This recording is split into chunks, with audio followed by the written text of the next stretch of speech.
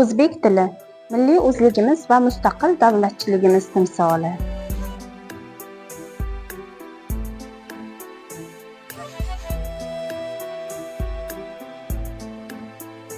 O'zbek tili xalqimizni birlashtiradigan, jamiyatimizni ulug' maqsadlar sari safarbar etadigan qudratli kuchdir.